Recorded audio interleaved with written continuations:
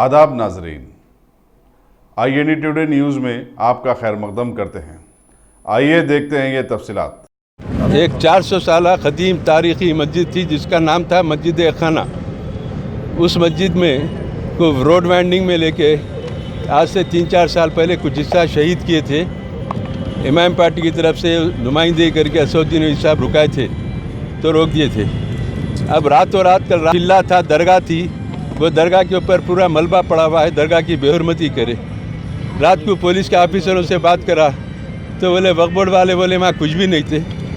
वक्फ board वाले कोई बोले नहीं आपको, आप गैर ज़रूरी वक्फ बोर्ड वालों का नाम ले रहे हैं। वक्फ बोर्ड वालों को अब हम बुलाए हैं, हमारा डिमांड है कि अब यहाँ वक्फ बोर्ड वाले आके अपने बोर्ड लगाएंगे, ये मस्जिद की ज़मीन है, वक्फ लैंड है।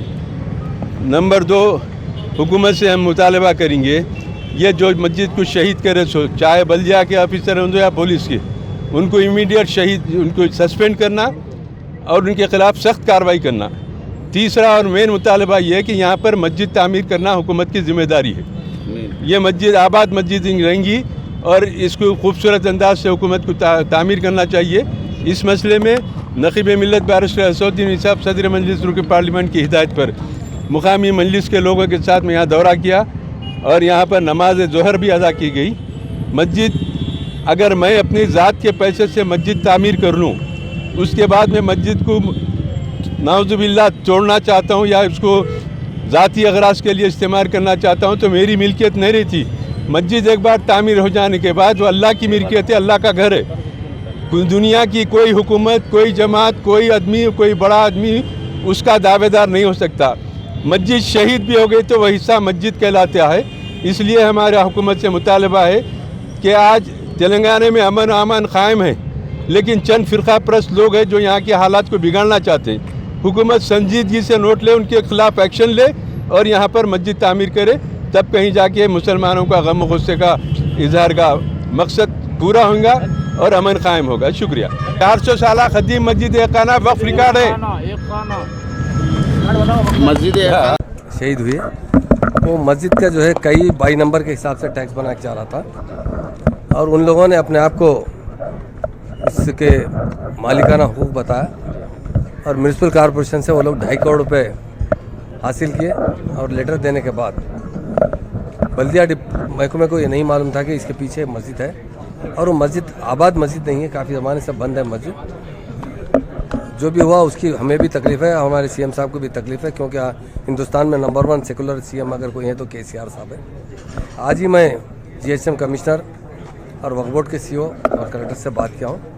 इंशाल्लाह बहुत जल्द वहाँ पर बिल्कुल पड़ोस में, चूँकि वो मास्टर प्लान में आ रही, पड़ोस में जहाँ पर भी सरकारी ज़मीन अवेलेबल रहेगी या म्यूनसिपल की डिपार्टमेंट की ज़मीन अवेलेबल रहेगी, अच्छी बड़ी ज़मीन देकर वहाँ अच्छी से अच्छी मस्जिद तामीर की जाएगी। सब उनको जगह पे 419 गज वक्फ की ज़मीन है, उसी पर क्यों तामीर नहीं की जा सकती? ऐसा देखिए, मास्टर प्लान आने पर ट्रैफिक का जो प्रॉब्लम हो रहा है, अल्लाह का घर था। नहीं बिल्कुल अल्लाह के घर को तो अल्लाह का घर ही रहता हो, ऐसी बात नहीं है।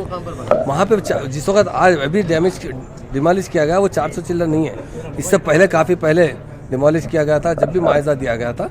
अगर मैं खुद हम इंस्पेक्शन करेंगे, अगर वहाँ पर मुनासिब जगह रहेगी, लोगों को इबादत करने के लिए माकूल जगह रहेगी तो ज़रूर वहाँ पर बनाया जाएगा। ऐसी ज़रूरी नहीं है कि वो हटाना, अगर चूँकि रास्ते में जहाँ तकलीफ़ आ रही है, लोगों को ट्रैफिक के लिए तकलीफ़ आ रही, तो ऐसी सूरत में अगर वो जगह मस्जिद की कितनी जगह, मैं कलेक्टर से भी बात किया हूँ, वो जाकर वो लोग रेवेन्यू के साथ मुश्तरका तरीके से वक्फ बोर्ड डिपार्टमेंट को लेकर सर्वे करेंगे कि मड़गियाँ छोड़कर मस्जिद कितनी जगह पर है। मुझे जो इत्तला मिल रही है, मस्जिद बहुत छोटी थी, जो कमान की मस्जिद एक ही कमान के अंदर थी, एक खाने की मस्जिद थी, जिसमें वहाँ पर नमाज़ पढ़ने की जगह नहीं है। तो मैं ये चाह रहा हूँ कि आवाम से राय लेने के बाद, आवाम की क्या, हमारे उलमा से भी बात करेंगे, वहाँ के मुकामी लोगों से बात करेंगे, अगर वो इस पर राज़ी हो कि पड़ोस में बिल्कुल करीबी वॉकिंग डिस्टेंस में कोई जगह अच्छी मिलेगी तो वहाँ आवाम की राय से और उलमा की राय से तामीर की जाएगी। अगर वो वहीं चाहते हैं तो वहीं बना कर दिया जाएगा। GHMC ऑफिसर पे कोई कार्रवाई की जाएगी? डेफिनेट इंक्वायरी तो कर रहे हैं हम लोग कि क्या हुआ, क्यों ऐसा रात तो तोड़ा गया। डेफिनेट जो भी इसके अंदर कसूरवार रहेंगे उनके ऊपर जो भी जिस तरीके से भी हम लोग एक्शन लेना है ज़रूर लेंगे। Ghazi kidney centre and multi speciality hospital, गुर्दे और बवासीर के इलाज का 40 साल मशहूर हॉस्पिटल, जहां हजारों पेशेंट्स क्योर हो चुके हैं। Doctor Husaini international national award winner और दूसरे डॉक्टर्स और लेडी डॉक्टर्स की जेर खिदमत गुर्दे के तमाम अमराज का मुकम्मल ट्रीटमेंट किया जा रहा है। गुर्दे फेल हो चुके हों, डायलिसिस करवा रहे हों, याद रखिए डायलिसिस कोई इलाज नहीं, इससे 1% भी गुर्दे रिकवर नहीं होते। हाँ, डायलिसिस टेम्पररी रिलीफ दे सकता है, लेकिन हमारे ट्रीटमेंट से गुर्दे फिर से फंक्शन में आ सकते हैं। गुर्दे श्रिंक हो गए हों या सिस्ट हो, गुर्दे की पथरी हो, कैसी भी गुर्दे की तकलीफ हो या पाइल्स यानी बवासीर, चाहे ब्लीडिंग हो या कोम, बगैर ऑपरेशन मुकम्मल क्योर ट्रीटमेंट का एक ही centre, Ghazi kidney centre, DLRL main road, opposite Vikas high school, Chandrayan Gutta, Hyderabad. Cell 9966930824 या 9391326261। अगर आपने हमारे चैनल को सब्सक्राइब नहीं किया है तो आपको यहाँ सब्सक्राइब बटन दिख रहा है, उसे क्लिक करिए और सब्सक्राइब कीजिए और साथ ही साथ बेल आइकॉन को भी क्लिक करिएगा, जिससे कि आपको ताज़ा अपडेट मिलते रहें।